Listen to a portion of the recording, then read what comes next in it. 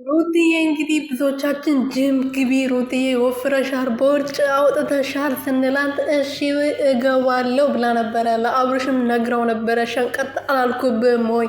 ትንሽ ብቻ ቦርጭ ትንሽዬ አለችብኝ፣ እሱን ደግሞ ጅም እንገባለን አንድ ላይ፣ አንተም ትንሽ አባብጣሃል፣ ጅም መግባት አለብህ ብለው ነበር እና አንድ ላይ እንግዲህ ጅም ገብተዋል ማለት ነው። ሩትዬ ጅም ገብታ በስፖርት እየሰራች ትገኛለች ማለት ነው።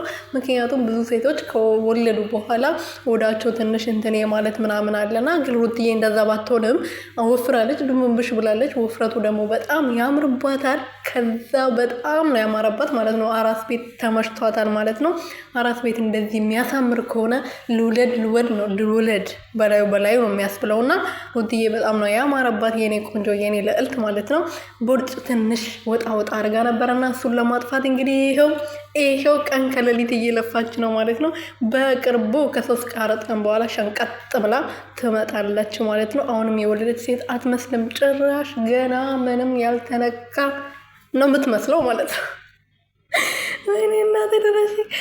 ቤተሰብ ግን ደህና ናቸው? እኔ ያለው ፈጣሪ ይመስገን። በያላችሁበት ሰላማችሁ ብዝት ትርፍርፍ ይበልልኝ የኔ ውድና ወርቄ የሆናችሁ ቤተሰቦች። ሩትዬ እንግዲህ ያው ጂም ቤት ገብታ ፈታ ብላ መታለች ማለት ነው። ወርቋ